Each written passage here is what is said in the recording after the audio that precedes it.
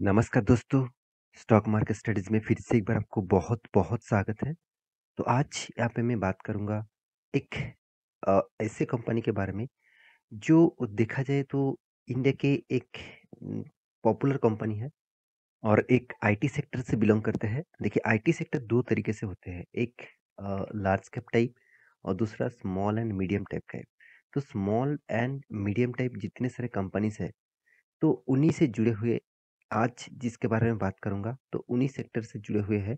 तो small and medium type जो companies होते हैं, उसका ग्रोथ ऑफ पोटेंशियल ज़्यादा होते हैं क्योंकि लार्ज कैप जो ब्लू चिप कंपनी होते हैं, वो तो पहले से ही बड़े हो चुके हैं, तो उसको ग्रोथ ऑफ पोटेंशियल ज़्यादा नहीं है। देखिए मान के चलिए टीसीएस, मान के चलिए इन्फोसिस, कोई भी कंपनी का मार्केट शेयर मान के चलिए 4 लाख करोड़ है, तो उसको डबल करने के लिए उसको 8 लाख करोड़ करना होगा। अगर कोई छोटा company small and medium time मान के चलिए वो अभी 20,000 करोड़ है, तो 20,000 करोड़ से वो 40,000 करोड़ तक बनने में ज़्यादा टाइम नहीं लगेगा। तो यही कहने का मतलब है। तो आप कोई भी मतलब small and medium type IT sector के ऊपर निवेश करना चाहते हैं, तो आज के जो स्टॉक है उसके ऊपर आप फोकस रख सकते हैं। क्योंकि आईटी सेक्टर जिस तरीके से को मतलब इस अमेरिकन बाजार के इन्फ्लुएंस के कारण में गिरावट दिखा रहा है, उसके बेसिस से इस स्टॉक में उतना ज़्यादा गिरावट नहीं हुआ। तो फिर भी कितना गिरावट हुआ है और कंपनी में क्या स्ट्रेंथ है उसी के बारे में डिस्कस करूंगा। तो चलो एक एक करके पूरा डिटेल्स देख लेते हैं। सबसे पहली बात, कंपनी कौन सा है? कंपनी का नाम है रूट मोबाइल। तो रूट मोबाइल आप सभी जानते हैं, ये एक नया कंपनी है, मतलब मार्केट में नया आए हैं। कंपनी स्टार्ट हुआ था 2004 से और मार्केट में लिस्टिंग हुआ। आप देखेंगे तो इसका स्टार्टिंग पीरियड कहाँ से हुआ था, चलो मैं एक बार आपको दिखा देता हूँ। हाँ, 2020 में 25 सितंबर, तो 25 सितंबर में और 2020 में यहाँ पे लिस्टिंग हुआ था।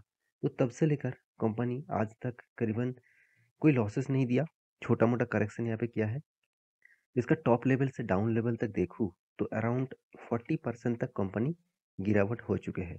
देखिए मीडियम एंड स्मॉल टाइप का कंपनी में यही एक मतलब गिरावट का कारण होता है।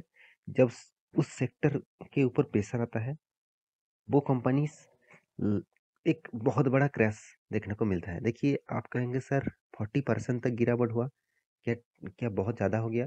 ऐसे में नहीं कहूँगा, क्योंकि विप्रो जैसे कंपनी और भी टीसीएस इन्फोसिस जैसे कंपनी 20% 40% तक गिर चुके हैं।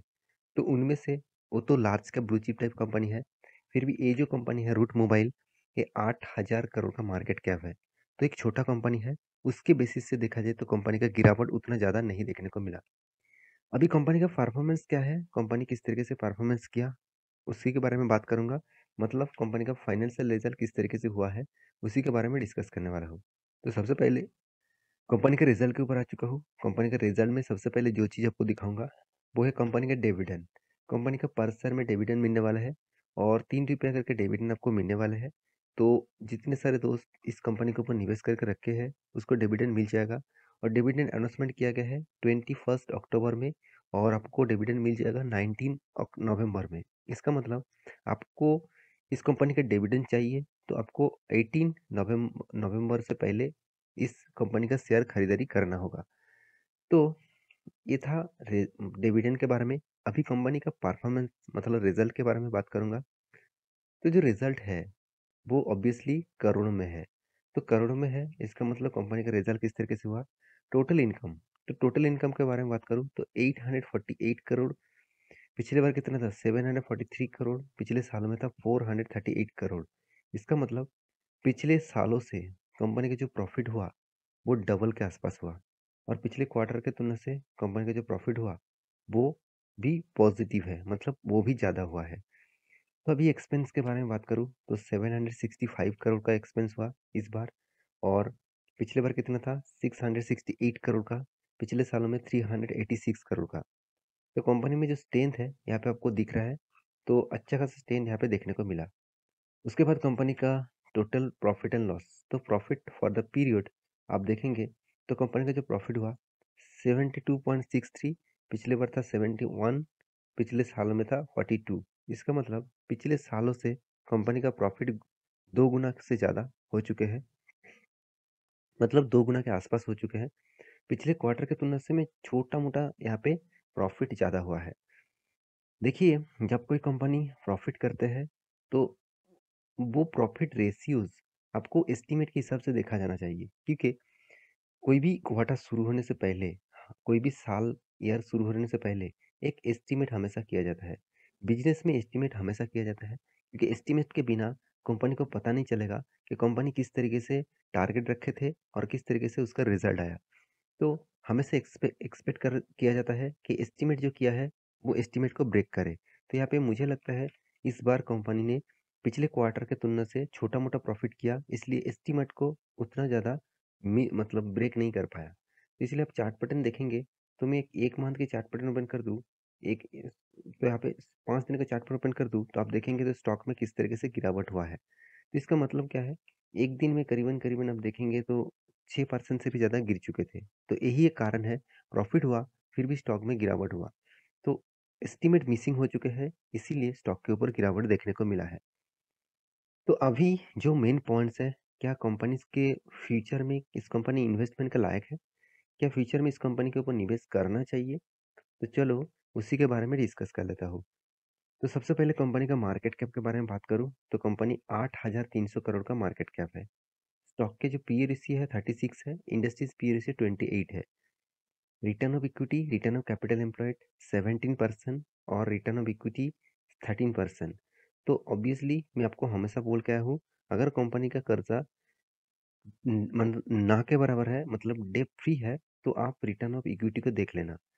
तो यहाँ पे कंपनी का इनकम कितना हुआ, 170 करोड़ का, और कर्जा कितना, 14 करोड़ का। इसका मतलब कंपनी का डेप्थ जो है वो ना के बराबर है, क्योंकि इसका डेप्थ जो है 0.01% का है, तो एकदम ना के बराबर डेप्थ है। हाथ में कैश कितना है, 117 करोड़ का। तो हाथ में कैश भी अच्छा खासा है। कंपनी के जो मार्केट कैप सेल्स है, मतलब 1 रुपया कमाने के लिए कंपनी को 3 रुपया पेमेंट करना पड़ रहा है। तो एक मतलब ऑब्वियसली एक ज़्यादा पेमेंट करना पड़ रहा है, तो उतना भी ज़्यादा नहीं है, फिर भी वैल्यूएशन के हिसाब से मुझे ज़्यादा देखने को मिला। अभी कंपनी का प्रॉफिट एंड लॉस के बारे में बात करूँ, तो क्वार्टरली सिर्फ इस बार 73 करोड़ का प्रॉफिट किया। जितने प्रॉफिट आज तक किया है, तो उस रिकॉर्ड को भी इस बार तोड़ दिया। हर साल में कंपनी का प्रॉफिट अच्छा खासा देखने को मिला है। प्रॉफिट एंड लॉस आपको साल भर की बात करूँ, तो साल भर में आप देखेंगे तो साल भर में भी कंपनी कंटिन्यूअसली प्रॉफिट को मेंटेन कर रहा है, अच्छी तरीके से मेंटेन कर रहा है। और कंपनी का सेल्स ग्रोथ भी अच्छा है, प्रॉफिट ग्रोथ भी अच्छा है, और रिटर्न ऑफ इक्विटी भी अच्छा है। आप कहेंगे सर कंपनी ने तो रिटर्न कुछ भी नहीं दिया, उल्टा आपको 30% तक लॉस दिया। हाँ, कंपनी आपको 30% लॉसेस तो बिल्कुल दिया, क्योंकि मतलब कोविड से देखा जाए, कोविड के बाद आईटी सेक्टर बहुत ज़्यादा बूम पोजीशन में था। आज आईटी बबल्स जैसे फट चुके हैं, क्योंकि जिस तरीके से तेजी से भाग रहा था, उस तरीके से तेजी से वो गिर भी रहा है। तो मेरे हिसाब से आईटी स्टॉक में अभी सही टाइम है इस तरीके से कंपनीज के ऊपर निवेश करने के लिए, क्योंकि कंपनी में ग्रोथ ऑफ पोटेंशियल बहुत ज़्यादा है और कंपनी का स्ट्रेंथ भी बहुत ज़्यादा है, तो इसलिए इन्वेस्टर भी इस कंपनी के ऊपर बने हुए हैं। जैसे एफ के पास कितना 10% होल्डिंग था, आज 21% होल्डिंग है। डीएस के पास 13% होल्डिंग था, आज कितना 7% होल्डिंग है। पब्लिक के पास 9% होल्डिंग था, 10% होल्डिंग था, आज 12% होल्डिंग है। तो हर किसी के पास इस कंपनी का हिस्सेदारी देखने को मिला। अभी जो पॉइंट्स आपके साथ शेयर करूंगा, वही कंपनी का कैश फ्लो। कंपनी का कैश फ्लो के बारे में बात करूं, तो कंपनी लगातार कंपनी को कैश फ्लो को मेंटेन कर रहा है। कैश फ्लो बहुत इंपॉर्टेंस होते हैं कोई भी कंपनी के लिए, क्योंकि देखिए कैश फ्लो अगर ठीक ठाक नहीं हुआ, तो मान के चलिए कंपनी ने सेल्स तो किया, कंपनी प्रॉफिट तो दिखा रहा है, मगर एक्चुअली कंपनी के हाथ में वो प्रॉफिट का पैसा नहीं आ रहा है। तो प्रॉफिट का पैसा कितना आ रहा है, वो आपको कैश फ्लो में दिखेगा।